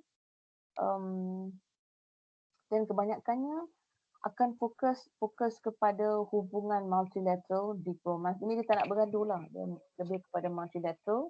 Multilateral ni maksudnya hubungan lebih daripada satu negara. That means dalam institusi seperti ASEAN, PBB, United Nations, sebab they're small countries, so they try to stick to all this benda-benda yang macam payung yang boleh membantu ni. So now you ada tahu tiga, big power, middle power dan small power. Boleh kelas? Okay. Tadi kita dah belajar tiga jenis kuasa yang kita boleh bahagikan. Sekarang there also another way of looking at it, which is hard power dan soft power. Very simple. It's already bold for you. Hard power is more direct and coercive lah. Okay. Menggunakan threat. Macam saya kata dalam kelas tadi kan. Saya boleh pukul. Bolehkan dia physical dan sebagainya. Tapi kalau soft power, it's very indirect. Saya kata, okay, kalau tak buat ni, ni akan dapat. You tak tahu apa yang you akan dapat apa. Tapi you know lah something will happen to you. Something lah, but you don't know what is it. Soft power. Okay. So ini beza dia. So try to read more on what's the meaning of hard power, apa dia punya konsep, macam mana dia boleh digunakan, ada contoh-contoh dia, you kena baca ni. Okay, I only give the meaning.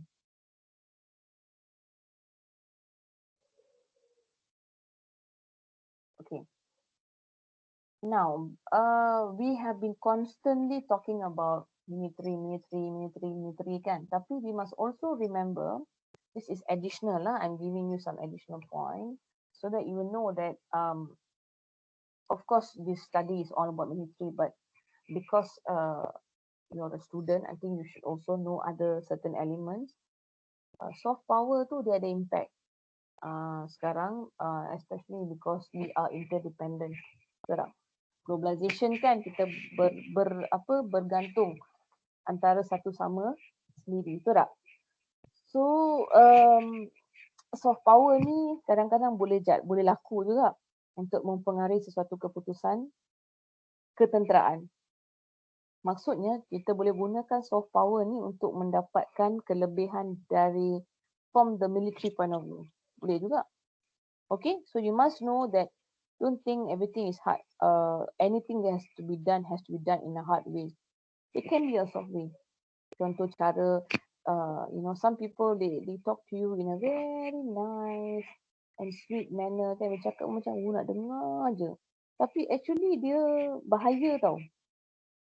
Perasan tak? Ada tak orang berdepan dengan situasi macam tu? Kelas? Ada, ma'am. Ada. Ada, ma'am. Tepuk je cakap. Ada, ma'am. Itulah kaum perempuan tu akan jaga-jaga dengan laki-laki ni. Tak Okey, mana sebelum kahwin. Lepas kahwin. So, must be careful lah ladies. Even men pun kena careful juga. Kadang-kadang ladies ni nampak soft kan. Sebelum kahwin tu baik je. Semua boleh abang-abang, yelah bang, tulah bang, semua okey. Lepas kahwin terus bang. Baru tahu. Kan? So, there is the element of soft power ni is actually very strong. You don't have to really go to war. Ingat tak macam kita belajar minggu lepas pasal Sun Tzu? Ingat tak Sun Tzu? Kan, you don't really have to go to war. You just play main psikologi, main lembut sikit-sikit, pengaruh-pengaruh dia sikit, tipu sikit, dia tak tahu. at the end, Betul, ma'am. dia kalah. Okay? So these are all strategies. Okay, these are all, that's why it's called Introduction to Strategic Studies, because we are learning about the elements that are involved, how to go about it, you know, whether it's through hardcore power or whether it's through influence or whether it is through authority. What are the ways? Whether it's through hard power or soft power, what are the ways to do it? You know, to actually plan for a war, prepare for a war in case we have to go to war. Okay? Can you understand? Boleh kan? Boleh, ma'am. Okay, this is another meaning. We have covered sovereignty, authority, state, balance of power. We know what is alliances. We know what is bandwagoning. We know what is hedging. We know what is big power, small power, medium power, hard power, and so forth. Now, hegemonic power. I think kita dah bincang kan. Hegemonic means is kan hold by one state. Kan dia lah yang dominant. He is that country is dominant in terms of the rules, arrangement, domination of the world. Sometimes we can call instead of world hegemony, kita panggil regional hegemony. Kalau world hegemony means dia mempunyai kuasa terhadap, the whole world lah, kan? Contoh sekarang kita kata America, but for me not so. I think China is more powerful, the world power now. Not really America. But America is not giving in lah. Dia cuba nak fight balik. But America pun kuat juga, especially in their military. You know, they are very powerful, you know, very advanced. Okay. Regional hegemonic means di kalangan rantau. That means contoh di South Asia. South Asia, I think the regional hegemony is India. Kan? It's one of the biggest. It has power over its region. Okay. Kalau kawasan Northeast Asia merangkumi Japan, South Korea, North Korea, China lah lebih kuat, betul tak? We also can use the word regional. That means kita pecah kepada ikut rantau. Okay. So this is another term. So we have world hegemony or regional hegemony. Institutional power, who can tell me? Can you all read the slide, run through and tell me what do you mean by that? Kita dah cover dah benda tadi. Who can tell me?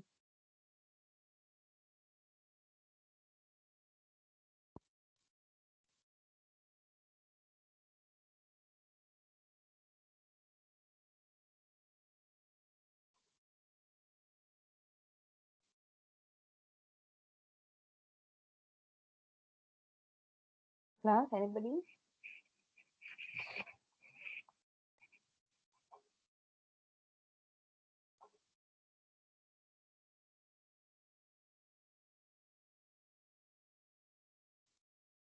Nobody wants to say about institutional power. 80 orang dalam kelas, seorang pun tak cakap. Come on, nak panggil nama. Shalini, can you tell me what is institutional power?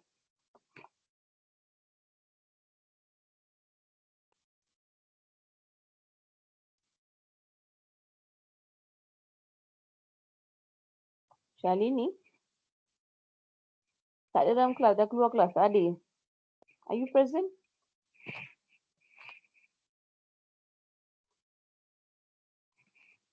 Hello? Nobody can hear me? Boleh dengar tak? Ma'am, Can I can I answer? What's your name? Shazrin, ma'am. Nazrin. Ni kelas mana tu? Yes, ma'am. Kelas apa? ZP64. Okay, tell me. Institutional power is the power wielded by entities like government and corporation to control people and direct their behavior through the use of rewards and punishment. Okay, so how do you relate? Tadi kita dah belajar kan, how do you relate institutional power dengan apa tu? Can you further elaborate? So it's related to what? Sorry, ma'am. Can you please repeat again? This is related to which kind of power? Which kind of power? Hard power, ma'am. No. What is it? Hard power? Ma'am, it's related to authority power, ma'am. What is that? It's related to authority power, ma'am. What is your name? My name is Liranjita, ma'am. Hmm? Liranjita, ma'am. Which class are you in? I'm in TSI.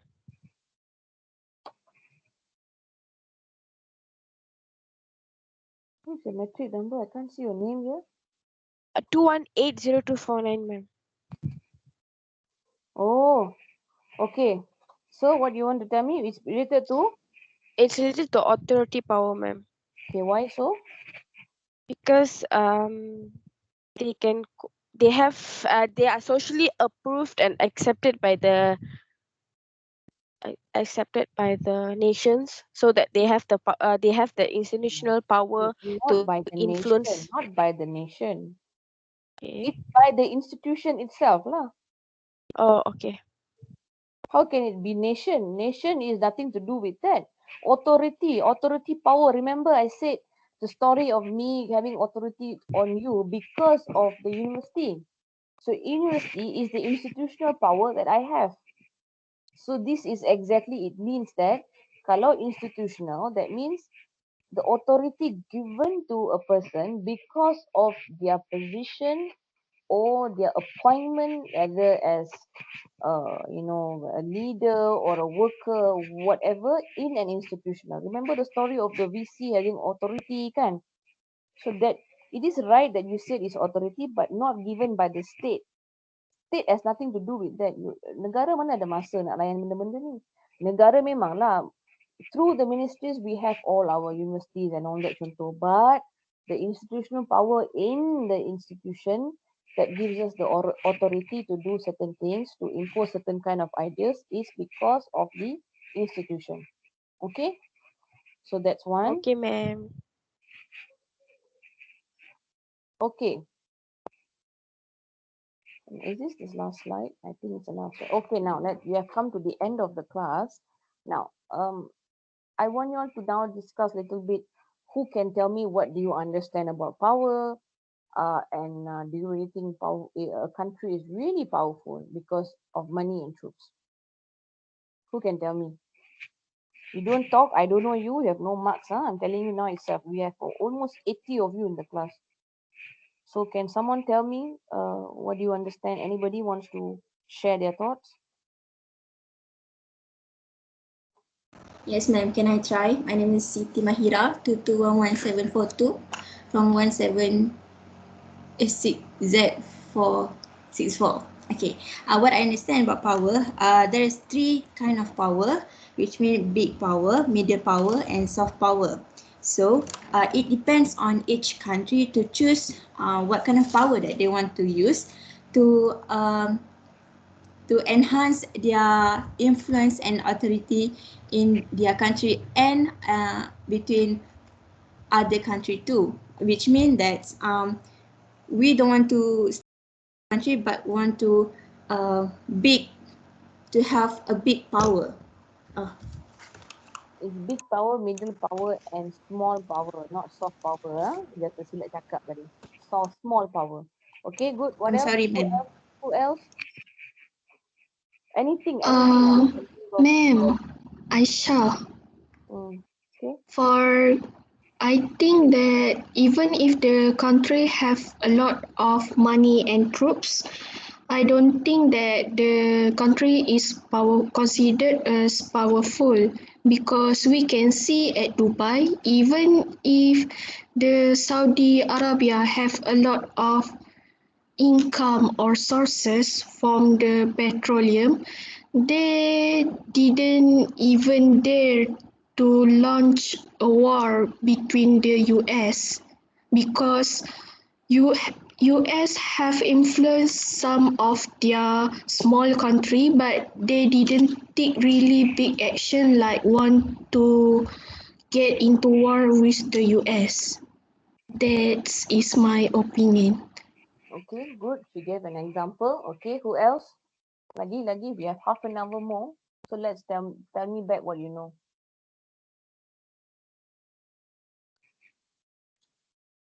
Siapa lagi?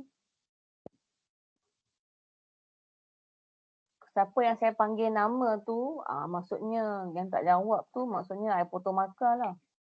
So don't let me call your name randomly. Might as well you voice out yourself. I want you to speak.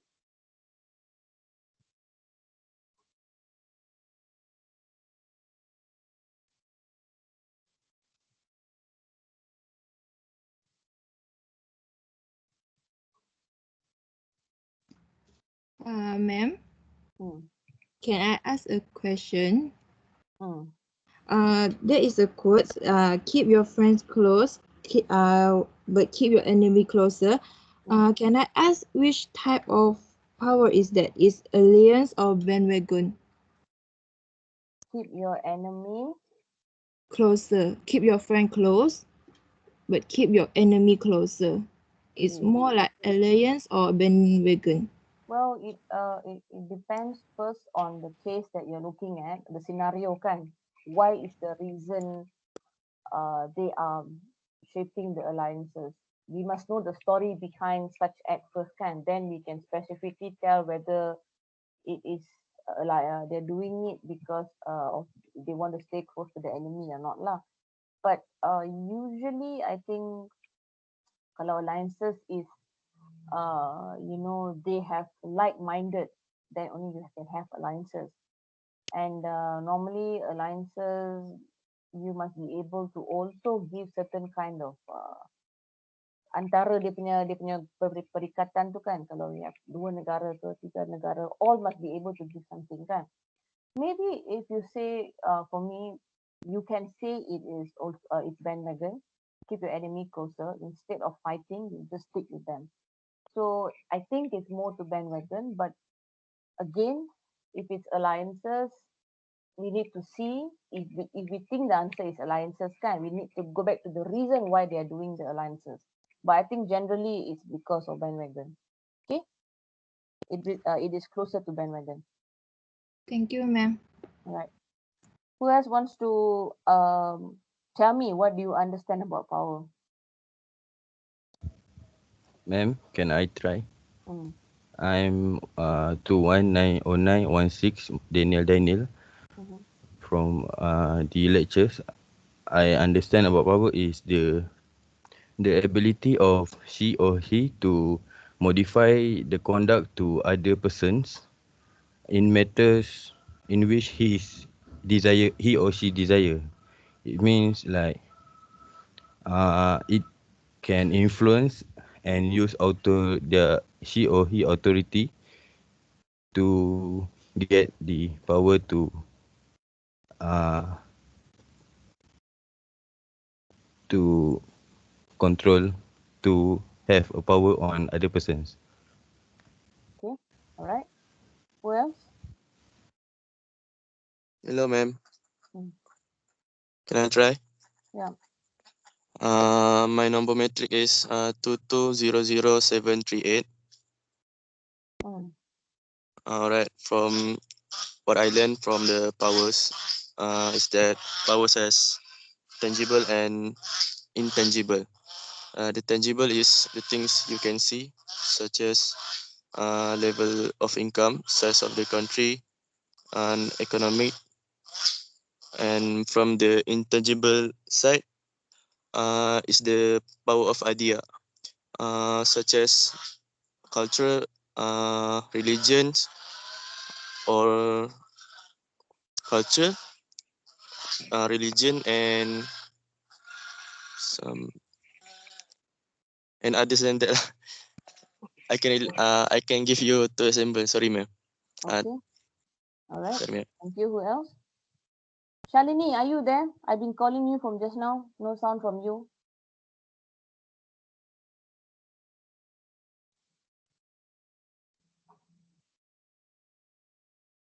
Are you desiring to just keep quiet, Shalini? Are you not around? Rashid, can you check if she online? Ma'am, I'm sorry, ma'am. She just update in our group class that she said the Zoom our class is cracked to add her line. Maksudnya macam sekat-sekat. Ha? Apa sekat-sekat dah faham? Maksudnya kelas ni tadi waktu ma'am panggil dia tu dia sekat-sekat. Dia duduk dekat mana?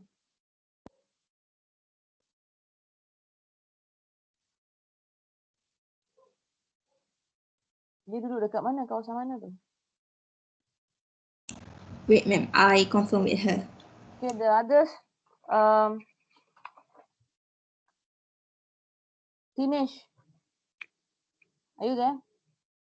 Come on. tell me. Yes, ma'am. Hmm. I understand that the power is a capability to do something that others can't do, ma'am. Okay, elaborate more.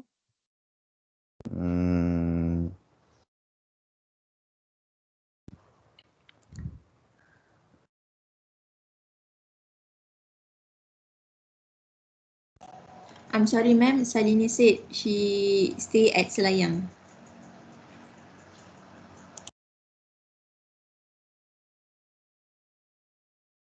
Are you there? Hello, ma'am. Yeah. Salini said she stay at Selayang. Okay, Dinesh. Thank you. Dinesh, can you continue?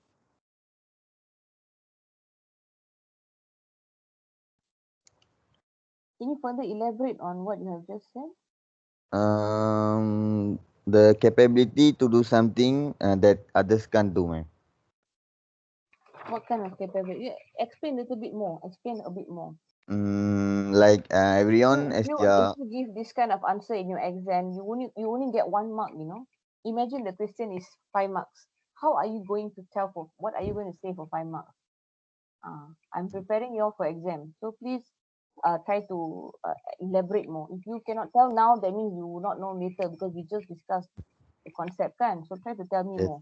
I understand that everyone has their own power.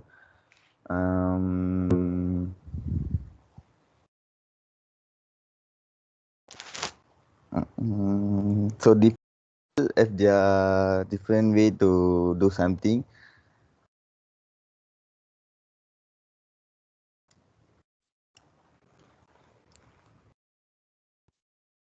Okay, therefore. That's all for now, ma'am. Okay, Siti Noor, Atasha.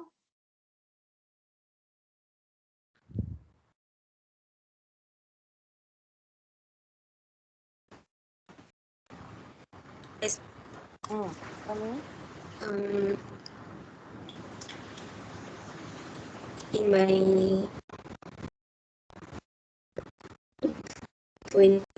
opinion, power is refer to concept of one of more. Power means don't use the because everyone have a power, but don't use your power for force the or cheat something in What? Don't use the power to force?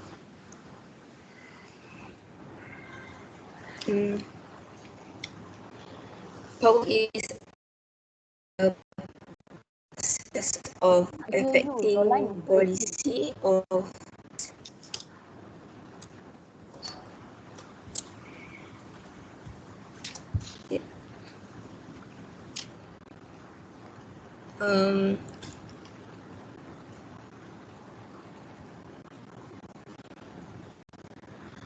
Cannot tell me what is power power. Power is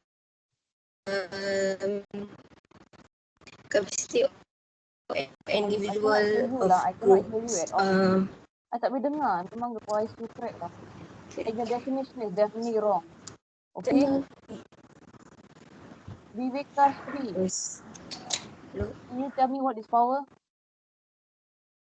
What do you understand? Not what is power. What do you understand about power? Not just a definition, but anything that you understand from the whole class today. Okay, what I understand from the power is the capability of doing something which is good or bad. Like example, when they have a power, they try to control something. So like they can control, like they with the power, they can influence others. So which may lead to good or bad. To good or bad? What do you mean by that? I mean, by good means they can when they have the power, they can influence to good to avoid the war. If their motive when the power is with the bad one, can lead the war. Okay. So tadi ada tanya 4-5 orang je. Diorang cakap pasal definition of power je tau. Tak ada benda lain ke yang diorang boleh cakap kat saya selain daripada apa yang dimaksudkan power. Tak ada benda lain yang you boleh faham. Yang you faham daripada apa yang I cerita tu. Ma'am, my name is Nurizati. My matric number is 2190811. What I understand of power is the ability of us to make our own choices. This is because even we are the small state, we can make our decision because we have the anarchy system. That is not definition of power. If we say that kita boleh buat apa kita is sovereignty, that is anarchy, not to do with power. Dia lain. What you are saying is we can do whatever we want to do. It's not power. You cannot do anything you want to do if you have no power, kan? You only can do whatever you want to do because you are a sovereign country, kan? You are negara berdaulat. You are independent. Faham tak? Itu lain. Dia tak sama dengan what you said. We can do whatever we want to do. No, that's not power. That doesn't mean that you can do whatever you want to do. No, power is not that. Power is the ability to influence others for which something that they don't want to do. That is the meaning. What you're saying is because they can. What you're saying is they can do whatever they want because in the international system, you're saying that in the context of international system, they are free to behave or interact in a way because there's no anarchy. Okay, who else? Hello, ma'am. Ma'am, I'm Shani here. Yeah. Ma'am, for power, there's a hard power and soft power. Okay. So, hard power is more to indirect, like using material resource. But soft power is like more to indirect, like policy, quality, for like. What examples of hard power that is direct? Like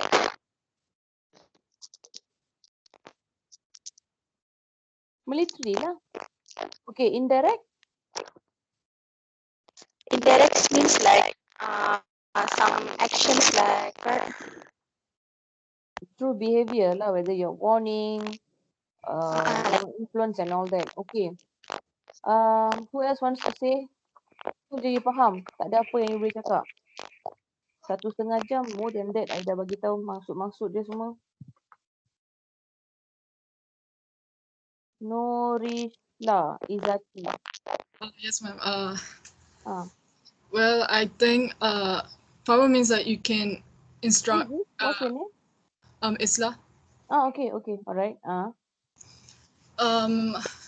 To me, power means that you have an ability to instruct everyone to do what you wishes for.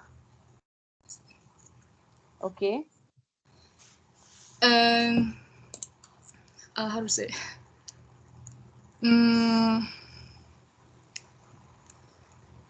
How do you achieve power? How do How can we achieve power? There's so many ways, right? Can you tell me whatever that comes across, comes to your mind? I guess influence. authority. Okay, what do you mean by authority? Um.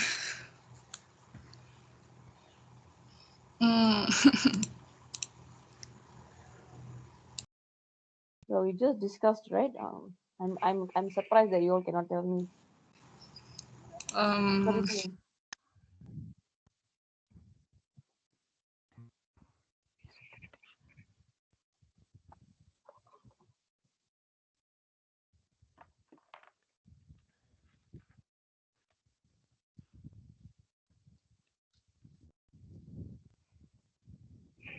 Wow, nobody can tell me what is authority.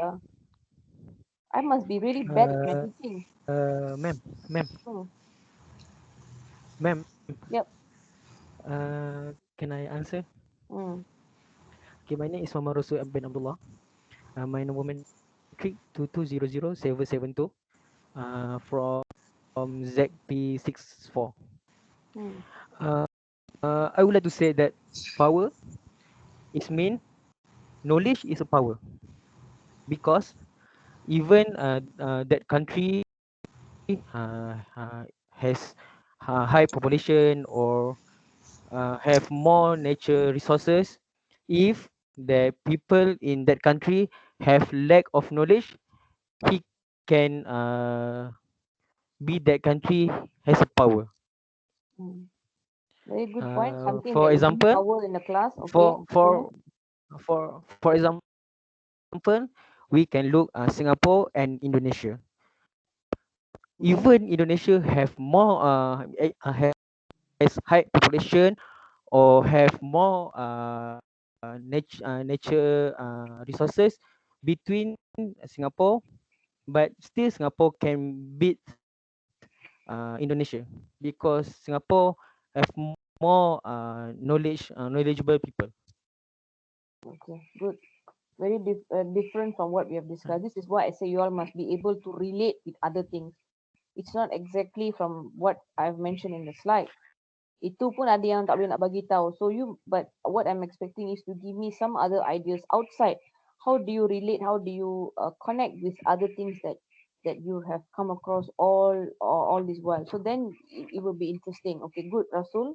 Who else wants to try? Thank you, ma'am. Fatu Rahim.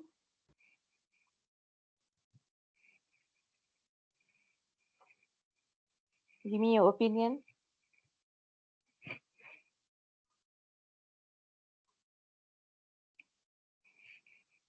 Okay, fine. Tak nak cakap. Okay. Rashid, semua ada ke kelas? Tak kan? Ada, ma'am. Siapa tak ada? Semua ada, ma'am. Betul ke semua ada? I tak Ada percaya yang lah. I panggil Ya, Fatu ma'am, tapi Rahim, ada diam yang je, tak menjawab. internet problem, ma'am. Ramai cakap internet problem, ma'am. Itu adalah alasan yang dah menjadi muak untuk kita dah. Please check your internet. Cari jalan untuk betulkan you punya internet supaya kita boleh tak payah nak berbincang pasal masalah internet. Cubalah cari jalan. Semua boleh pegang handphone mahal-mahal kan. I'm sure you can get some broadband ke apa. Terpaksa lah dah tak boleh nak buat apa dah. You orang kena cari jalan untuk dapatkan internet. Tak ada internet. So kalau tak ada internet, you tak masuk kelas, you nak saya buat apa? Takkan saya nak call you bercakap 2 jam bagi you faham? Tak boleh juga kan? You kenalah cari jalan. Kita dah cuba bagi jalan untuk you, you pun kena tolong. You don't help yourself, macam mana kita nak tolong you kan? Siapa yang tak ada internet, yang ada masalah internet ke apa, cuba cari jalan untuk dapatkan you punya broadband tu. Kalau masih lagi ada masalah internet, you rujuk kepada fakulti, minta dia orang bantu you. Fasihah semua ada ke kelas?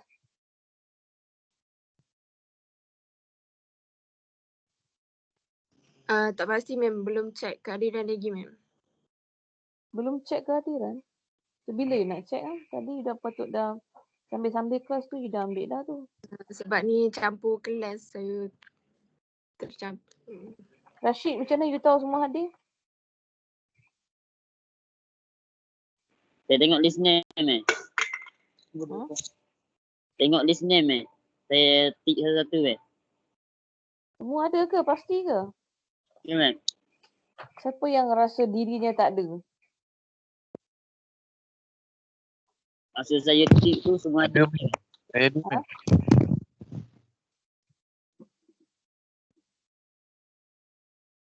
Okay.